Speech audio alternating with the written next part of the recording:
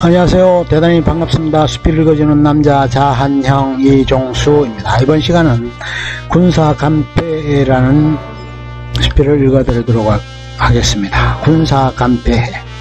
군사간패는 2014년도에 방영된 드라마다 50회로 방영이 되었다.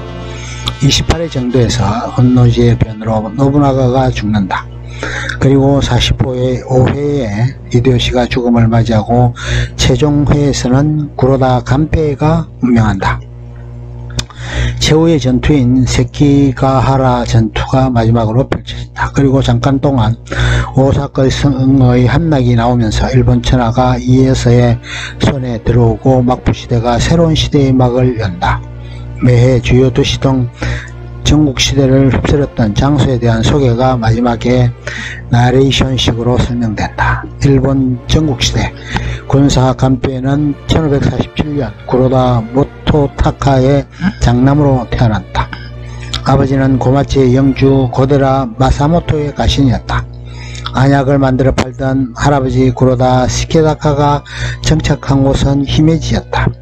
간패는 어려서부터 영민했다. 병약한 어머니를 위해 적지인 아카마츠에 들어가 약초를 캐다가 발각되어 혼쭐이 난다. 한 차례 꿀정을 듣기도 했지만 어머니에게 약초를 달여 먹을 수 있었다. 그에게는 본래 혼이나 이유로 약조한 이가 있었으나 다른 이에게 정략적으로 결혼을 해서 시집을 가버렸다. 그녀는 적지에 시집을 간 것이었다. 그녀는 전투의 와중에 제대로 살아보지도 못하고 불기기기 되고 말았다. 어머니는 간패가 14살이 되던 해에 돌아가셨다. 어머니를 이런 상실감에 와카행카에 빠져 한때 방황하기도 했으나 스승의 가르침을 받아 제대로 새로운 각오를 다지고 병법서와 무술연마에 힘을 쏟았다. 그 결과 그는 20세의 나이에 히메지성의 성주대리로 임명이 되었다. 얼마 후 이웃인 아카마츠의 영주가 군사 3000명을 이끌고 히메지로 쳐들어왔다. 구로다 간패에는 300명의 군사를 이끌고 그들과 맞서 싸웠다. 10대1 수준의 병사들로 탁월한 전술로 적들을 단번에 물리쳤다. 부족한 병사들을 일반 농민들을 군사로 무장시켜 깃발을 흔들고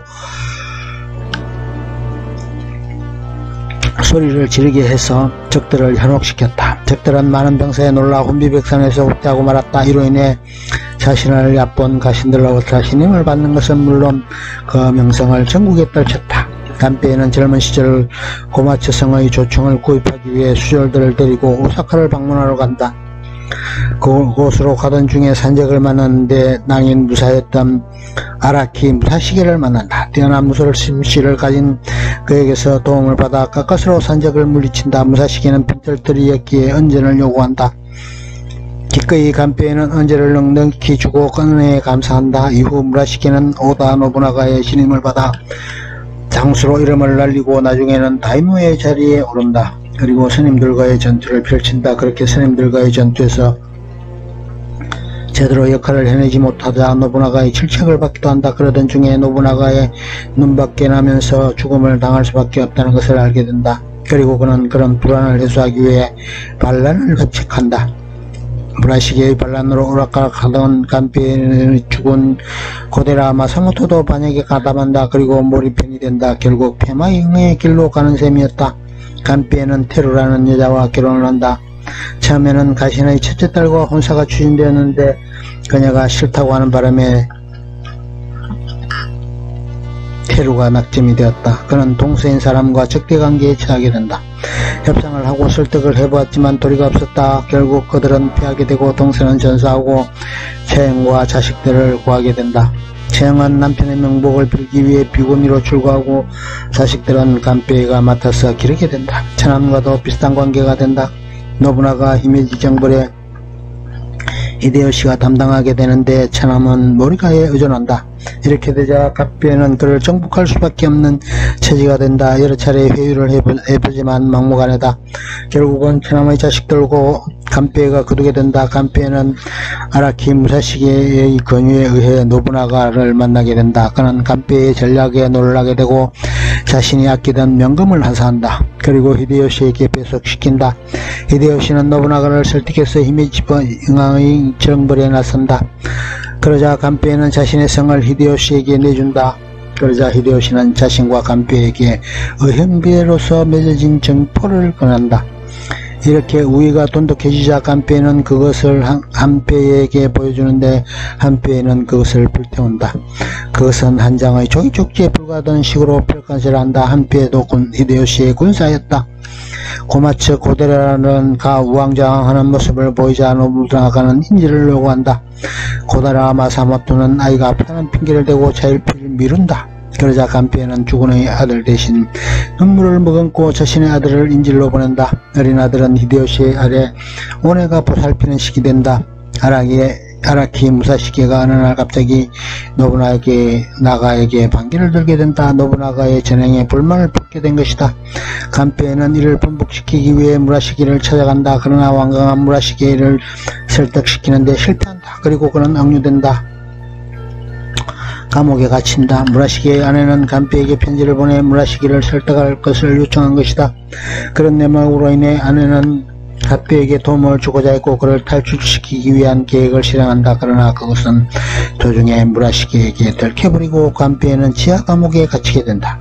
습기가 많고 음습한 곳에서 오랫동안 지내는 동안 간페는 피폐해지고 여러가지 질병에 시달린다. 간페에게 무라시게에게 설득당한 것으로 국회한 노부나가는 인질의 살해를 지시한다. 간페는 자신의 목을 치겠다고 나선다. 히메지에게 소식을 전해진 소식은 간페가 죽음을 당했다는 얘기와 아들마저 죽었다는 소식이 전해졌다. 1년여 공방 끝에 무라시게는 항복하고 자신만 몰래 성에서 빠져나간다. 그리고 출가를 해서 선임이 된다. 노부나가는 무라시게의 식솔들과 가신들을 모조리 추행한다. 지하감옥에서 941생으로 목숨을 건진 간페는 요양을 하고 재활 훈련을 통해 문어부모의 회복을 도모하나 다리는 절개되고 얼굴에도 흉터가 남게 된다. 다시 히데요시의 수하로 들어가 이미지 정복에 열을 올린다. 모리일가와 대치하고 다케마사 성을 공략한다. 세 군데의 방벽을 쌓고 수공을 통해 성을 공격한다. 그러던 와중에 노부나가가 혼노지에서 변을 당한다. 간페는 히데요시에게 권한다. 곧바로 미세히데를 공격할 절의 기회라고 얘기하고 전략을 정한다. 그리고 모리가와의 화의를 추진한다. 질풍노도와 같은 속도로 곁들어온 히데요시는 미세히데를 제압하고 노부나가의 후계자로 자리매김된다. 노부나가의 가신 가스이의 등이 반발하여 전쟁을 일으키지만 히데요시의 적수가 되지는 못했다. 관박구에 오른 히데요시는 하나하나 성들을 물리치고 최후로 호조의 난공불락이었던 오다와라 성을 항복시킴으로써 천하통일의 대업을 이룬다. 24만 명의 군사로 오다와라 성을 포위해서 안팎에 나간다. 몇 개월을 버텨보지만 끝내 항복하고 만다. 히데요시는 이에야사와 다데 마사무네까지 한편으로 폭격시킨 후였다. 간페는 자신의 가업과 성을 아들 나가마사에게 물려주고 응거한다. 규슈의 비젠성을 하사받는다. 예전의 비젠성의 성주는 반란을 일으켜 난동을 피우지만 나가마사에게 의해 살해당한다. 규슈 지방의 거대한 성이었다. 이로 인해 간페는 히데요시의 신임에서 멀어진 면이 있었다. 미스나리에게 신임을 빼앗긴 듯 했다. 간페는 히데요시의 멀어짐으로 인해 눈밖이 나고 히데요시와의 돈독한 부분도 악화된 상황에 처한다. 전국을 통일한 히데요시는 다시 야망을 불태운다. 다음의 목표는 명나라였다. 16만 대군을 보내 조선과 전쟁을 벌인다. 조선 사신사일단을 척기하기도 한다. 그때 그는 적실 차차는 노부나가의 조카였다. 여기서 청금 같은 아들을 얻었다. 그의 작년에 가까운 나이에 얻은 아이인이 엄청나게 수종하게 애지중지했다. 그런데 아들이 3년 후 죽음을 맞는다. 그러자 그는 시리에 빠진다. 그리고 조선을 침공한 것이다. 86세로 성씨를 굳혀가는 상황이었다. 한양을 점령하고 평양성까지 정복한다. 그러나 명나라의 개입으로 인해 전쟁은 다시 혼전 상황에 처한다. 간페는 군사로서 조선에 건너가 작전을 지휘한다. 전투에 참가한 아들인 나가마사가 진두지휘했다. 그러던 중에 간페가 무단으로 귀국하는 일이 발생한다. 분노한 히데요시는 간페에게 근신할 것을 명한다. 조금만 지나면 이제 할복의 명이 떨어질 상황에 처했다. 그러자 그는 머리를 삭발하고 출가를 한다. 그리고 이름도 조수이라고 개명한다. 키리스탄이었던 그가 승리가 된 셈이었다. 절체절명의 순간에 그는 목숨을 관 셈이었다. 임진왜란 정유재란이 이어지던 가운데 히데요시는 1998년 운명한다. 그의 후계자 히데요리는 이제 겨우 6살의 갓난쟁이였다. 유언에 따라 오데로가가 습정하는 식으로 전국이 운영되게 되었다. 가장 중심에는 이에야스가 있었다. 그런 상황에서 그런대로 믿고 의지할 만한 대로는 마에다 토시에였다. 대립각은 이에야스와 미스나리였다. 그런데 얼마 지나지 않아 마에다 토시에마저 지병으로 인해 죽는다. 이제는 이에야스의 동무대가 되었다. 미스나리는 암살의 위협을 느끼고 있었다. 후쿠시마 마사노리 구로다 나가마 사장이 주축이 되어 살해하고자 호시탐탐 위협을 가하고 있었다. 그러자 그는 몸을 이에야스에게 어떻게 해서 숨긴다. 얼마간의 시간을 벌어보자는 속셈이었다. 나가마스는 본부인과 이혼하고 이에야스를 양녀를 아내로 만든다. 그리고 이에야스의 충복이 된다. 자신의 영지로 돌아온 미스나리는 다이묘를 결집시켜 세력을 확대한다.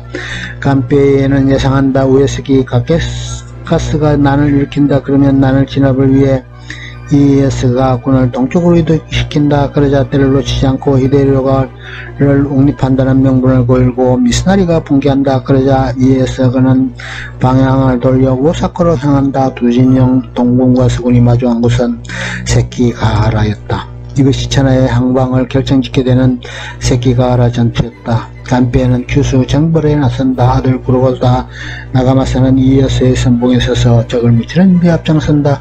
하루 만에 끝난 전투는 병영면에서 열세했던 이에야스 적의 동군의 승리로 끝난다. 미스나리 등은 쟁이 된다. 규슈를 정벌한 간페이에는 규슈를 이에야스에게 바친다. 간페이에는 모든 가족이 지켜보는 가운데 조용히 눈을 감으며 운명한다. 그의 붉은 투구는 그의 신복이었던 젠세에게 물려진다. 끝. 좋으면 좋아요, 구독 눌러주세요. 감사합니다.